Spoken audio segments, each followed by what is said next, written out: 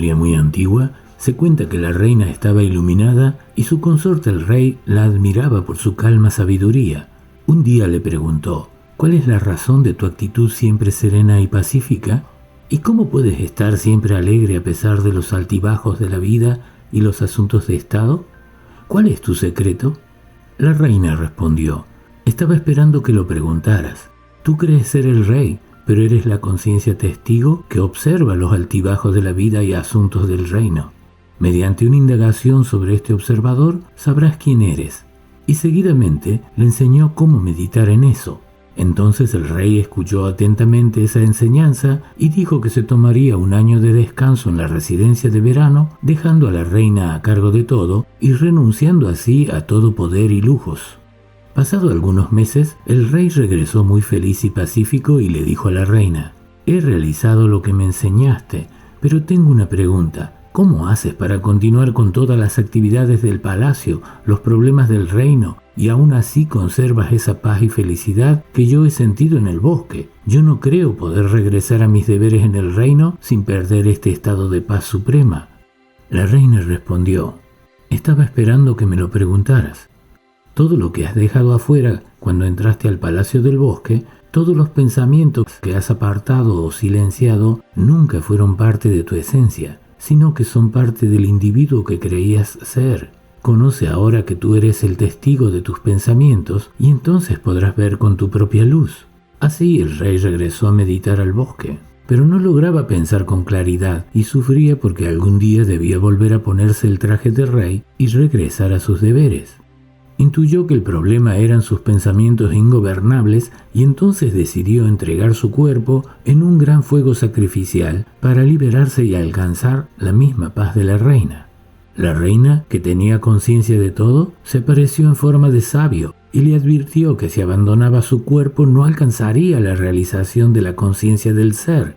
Así, el rey entendió las palabras que le había dicho la reina y alcanzó la conciencia suprema. Luego el rey regresó al palacio y juntos enseñaron este conocimiento a sus ministros, y estos a los maestros, quienes difundieron esta enseñanza en el reino hasta que finalmente todos los habitantes se convirtieron en seres iluminados. Y seguramente nos estamos preguntando: ¿y qué sucedió luego que todos se convirtieron en seres iluminados? Oh, esa no es la pregunta correcta. La pregunta que debemos hacer es: ¿cuál era el conocimiento que la reina ya poseía y que el rey tardó en aprender?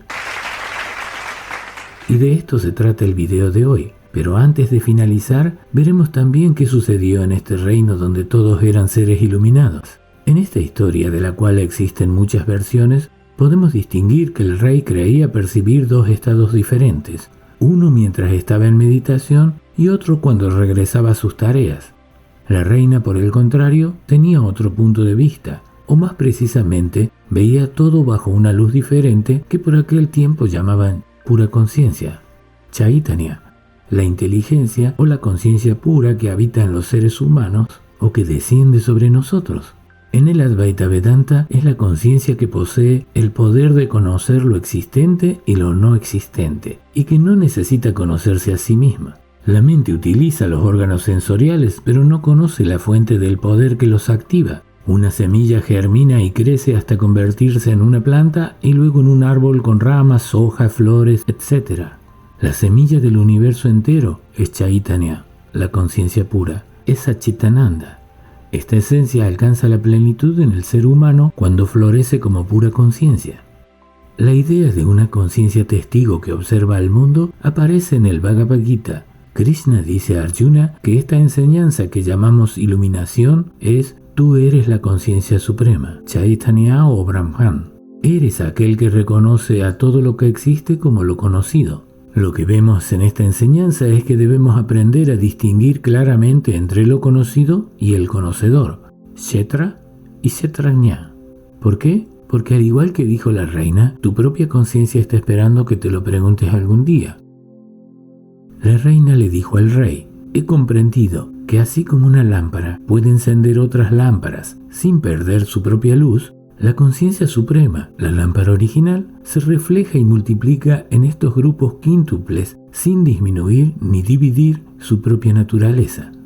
En los Upanishad Esta enseñanza se muestra en la metáfora del cuerpo humano como un vehículo, donde viaja también un tripulante invisible, Chaitanya, que en definitiva no es otro que la esencia de nuestro verdadero ser.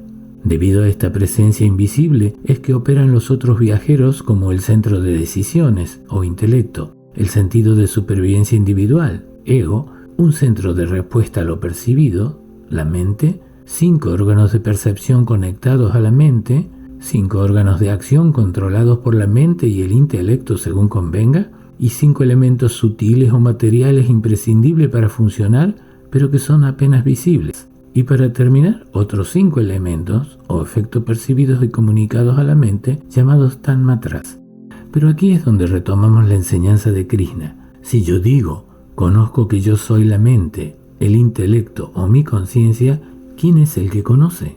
Porque el conocedor del campo no puede ser el mismo campo. Así como el ojo puede ver todo lo externo, pero no puede verse a sí mismo, la conciencia no puede estar observando a la conciencia. La otra enseñanza es cuando Krishna dice «eres», se refiere a tu realidad. Y entonces todo lo conocido o lo que está en el campo de Kshetra puede que se trate de una realidad ilusoria o que no es permanente. Por el contrario, el poder de conocer actuando como el conocedor es una realidad que no necesita ser demostrada. Por ejemplo, nuestro intelecto a veces interpreta que hay agua sobre la ruta o confunde una soga con una serpiente, como ya vimos en otros videos. Pero aquí lo importante es que hay 2 estados, uno en que creo en la ilusión y me preocupo, y otro estado en que me doy cuenta de que estaba equivocado y me relajo. Si yo soy el ser consciente que percibe y conoce estos 2 estados que ocurren en el campo, podemos confirmar que mi conciencia no está en el campo del observado. Y Krishna dice que este ser que soy yo, el testigo de lo conocido, es inmutable, eterno y que no participa directamente en las acciones del campo, o sea, que no se equivoca ni se preocupa, sino que conoce.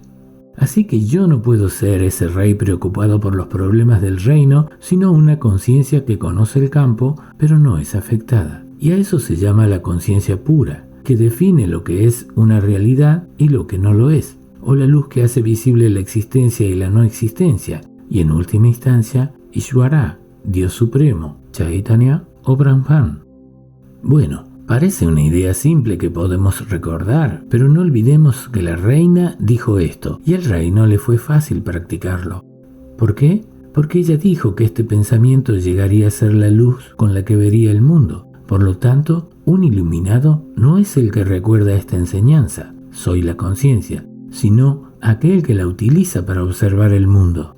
Ahora podemos entonces preguntarnos, ¿de dónde ha surgido esto que llamamos el campo? ¿De qué está hecho? ¿Cuál es su esencia? ¿Y por qué yo, al igual que el rey, hasta hoy pienso como si fuera este cuerpo? En el Vedanta este estado es llamado adhyasa, superposición, o el pensamiento simultáneo, sé que soy la conciencia pero pienso que soy el cuerpo.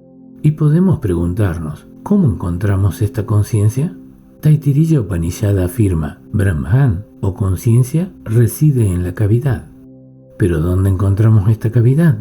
En el Brahma Sutra, Adi Shankara nos guía en este camino del conocimiento, comenzando por conocer quién soy yo, y dice, yo veo y siento el cuerpo, pero yo soy el que conoce el cuerpo, no es el cuerpo el que me conoce a mí. Yo miro a mi mano y yo no siento que la mano me mira. Yo siento el cuerpo no me siente a mí. El cuerpo es la escena observada. Yo no soy el observado, yo soy el que observa. Acabamos de descubrir la entrada a la cavidad del cuerpo hecha de materia, el campo del alimento, que ahora es iluminado por el conocimiento. Vedanta dice que aquí se conoce que el yo verdadero no es el cuerpo del alimento. Así que vamos a profundizar. Tenemos que buscar algo más profundo. Escuchamos aquello que circula por dentro del cuerpo, la fuerza que da la vida. El cuerpo se mantiene debido a la energía que introduce la respiración. Se es saludable no por el cuerpo, sino por la respiración. Prana es respiración y ayama es controlar. ¿Yo soy este pranayama? A veces tengo más energía, otras veces menos. La forma en que controlamos la respiración está siempre cambiando todos los días. Yo no puedo ser el campo de la respiración porque cada una de nuestras células también respira y yo nunca he tenido tiempo de pensar siquiera cómo lo hacen. Entonces, Yo soy el que solo siente el efecto del prana, pero yo no puedo ser el prana. Prana es lo conocido y yo soy el que conoce el prana. Entonces debemos excavar más profundamente y buscar la próxima cavidad. ¿Algo más profundo que está dentro de esta fuerza de la vida? La mente. ¿Pero será cierto que yo soy la mente? Todos los días la mente produce miles de pensamientos. Muchos de esos pensamientos son deseos. ¿Soy yo todos esos deseos o son deseos de mi personalidad? Yo sé que soy diferente a los demás, sé cuando estoy feliz, sé cuando estoy triste, conozco mi personalidad. Personalidad es máscara, es la manera en que los demás me ven, o que yo quiero que me vean. Pero yo no soy la máscara, sino el que sostiene la máscara. Si yo soy el que tiene la experiencia del pensamiento del individuo, entonces la mente es un objeto observado. Entonces yo no soy esa experiencia del campo de la mente. Vamos a tener que cavar más profundo, a la cuarta cavidad, el campo hecho de intelecto. Si estás tratando de entender este video, eso se llama discernimiento. Y eso es lo que estás utilizando para comprender este conocimiento. Ya vimos que el intelecto es quien dice yo no entiendo o yo entiendo. Ambas opciones están en el campo de tomar decisiones. Entonces, yo no soy el intelecto, ya que yo lo observo y es un objeto que cambia. Y soy el testigo que entiende que tengo un intelecto, por lo tanto yo no soy el intelecto. ¿Hay algo más profundo que el intelecto? Sí, hay un lugar donde cada noche entramos y que parece estar más allá de nuestro intelecto. Es el sueño profundo donde yo no recuerdo el cuerpo, no tengo sueños y tampoco tengo una identidad o personalidad. Sin embargo, sí tengo la experiencia de dormir sin sueños. ¿Cómo lo sé? Reconozco que he dormido durante un tiempo, pero no sé cuánto. Durante el sueño profundo, yo no recuerdo ninguna actividad del intelecto. Este es el estado donde la conciencia aparece y el pensamiento individual está ausente, el campo de la ecuanimidad, el campo de la paz imperturbable y más allá de los pensamientos. Y esto está muy cerca del ser o Atman. Así que podemos decir que esta es la experiencia de la imperturbable paz de la que hablaba el rey. Pero, ¿quién ha tenido esta experiencia de imperturbable paz? Si yo me hago esta pregunta, entonces yo debo ser algo más profundo todavía que la experiencia de la imperturbable paz.